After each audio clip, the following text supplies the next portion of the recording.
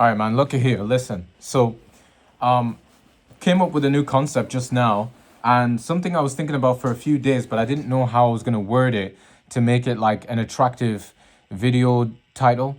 So what I came up with is the fact that we're born to die proof of life's test? Like that life is a test. And if you were to ask me this question, I would say yes. And you know, because if you compare, we're humans, right? And we have here on this earth other humans, all of us as human beings, listening to this video, right? I assume, right, with a conscious and, you know, um, but that we also have animals, we also have insects, that are also life forces and have a lifespan that usually is found to be lower than ours.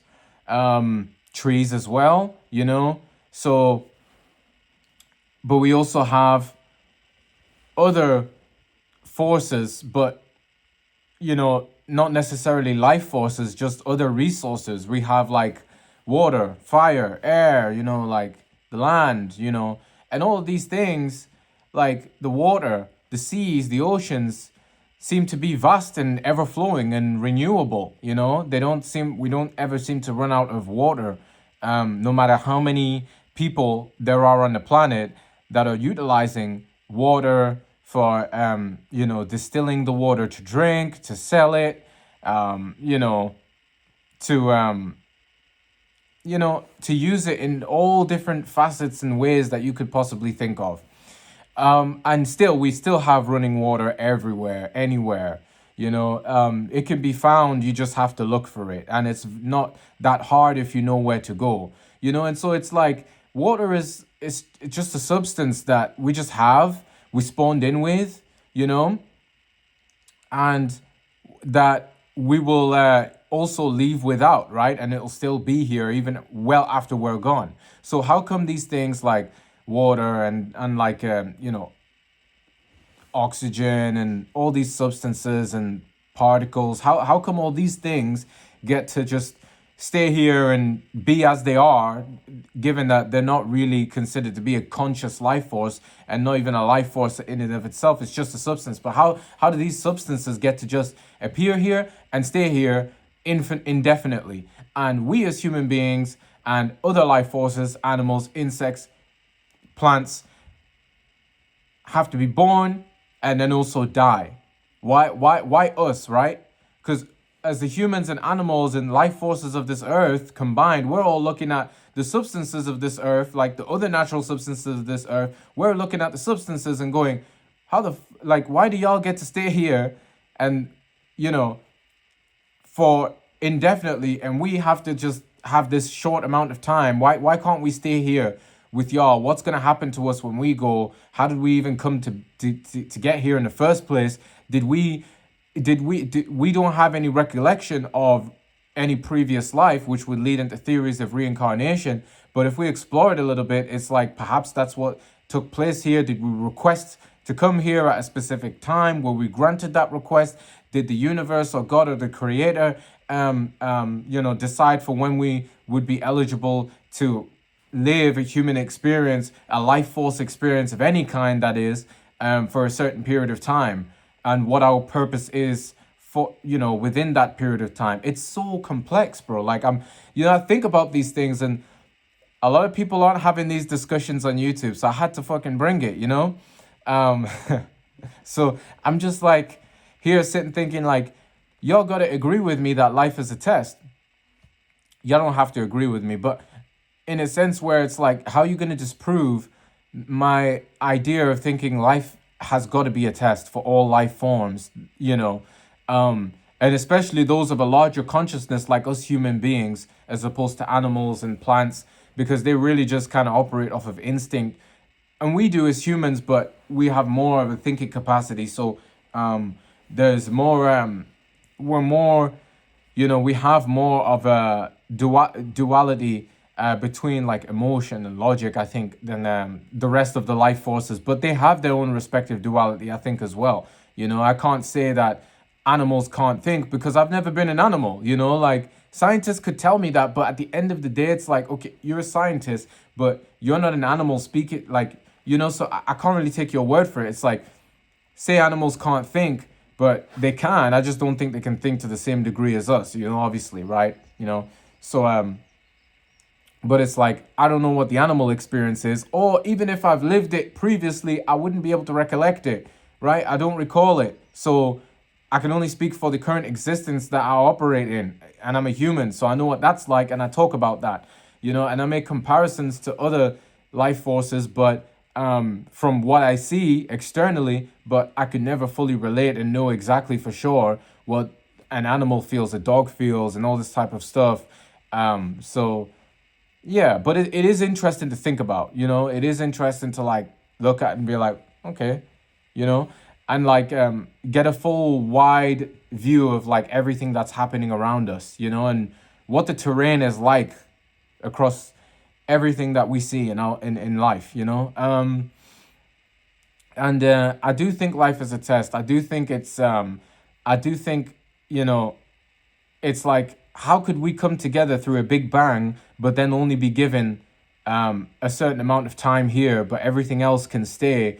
All the substances here that are natural can just stay as they are in their state, and it's all fine and dandy. But us as humans and animals and all this stuff, we have to be born here, and then we also have to die here, and then we don't know what happened before we were born, what happens after we die, for sure, 100%, because you know we're not going to be able to speak to anyone from the afterlife while we're here. So we just kind of have this one life, and it's like, for as much as we know about just having this one life, it's like, I think our goal here is probably to live the most moral and like the best type of existence, the existence that will probably make God the most proud, right? I think that's what we're here for, it's like, I'm not super religious or anything, but I feel as though that there is something bigger at play, and it's like,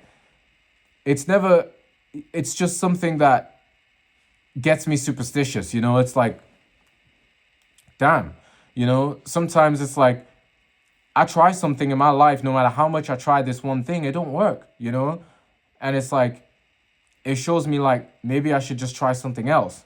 And then I try something else, and then it starts to work, and I'm like, oh, okay. And it's like, I don't know, is there anything bigger at play here? Do you believe there's anything bigger at play? Do you believe there's a creator or a God? Because I am inclined to think like that. Like, the more I go through life now, and really just internalizing the fact that this is the one and only life for as much as we know it, I kind of feel as though I owe it to God to live like in a right way, and to be the fullest self, to be my fullest self for what he put me here for, otherwise I'm probably doing an injustice and disservice, and it's probably going to make him mad, and then I'm going to have to maybe deal with the consequences of that. And it's like, I don't want to deal with the consequences of that, I don't want to, it's one of those things where sometimes I feel like maybe I'll play it safe and make sure I live to please God. And sometimes I don't know if it's fully genuine on my part, because it's like, am I trying to please God because I'm scared of, if I don't please him, what would happen like on the other side, and that I would have to deal with the devil and all of that? Or am I trying to please God because it's genuine, and I just like the idea of being respectful, right? Because I owe it to be respectful, and to receive respect back, or to be respectful, for the fact that I'm scared, or to be respectful for the fact that actually, no, I feel like I'm doing a good thing, or I'm just doing this not because I really want to, but because I want something from doing it. I don't know, probably a bit of both. It's probably out of scarcity, and probably also out of selfishness, right? Out of being scared and out of being selfish. Yeah, I think that's the way I would define how I serve like the Lord, how I serve, the universe, the universal emperor, if you want to call him that. That's probably how I serve the Lord, right? There's a little bit of selfishness there. There's also a little bit of like, I'm scared as well, and I want protection. And so it's like, but there's a little bit also of like, well, I want to make sure I don't fuck this up so that I can get what I really, what would be really better than this after I'm done with this experience or simulation or gameplay, or matrix. So it's funny that, and I think more people should probably explore this. Like,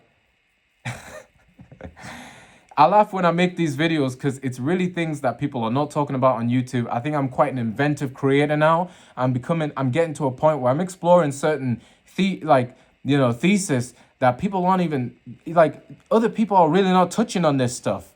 Like, philosophy on YouTube is, why is it so hard to come across? It's there if you look for it, but it's such a, I guess it's such a niche and dense and audience for this stuff, and it's like, I would consider my channel like the philosophy space, where it's a mixture of fact and opinion, the physical and the spiritual, that's what this place is, man, I love it. I also have practical steps to take within my philosophy, but not always. Sometimes I just like discussing situations, and sometimes I like discussing situations and getting to the solution of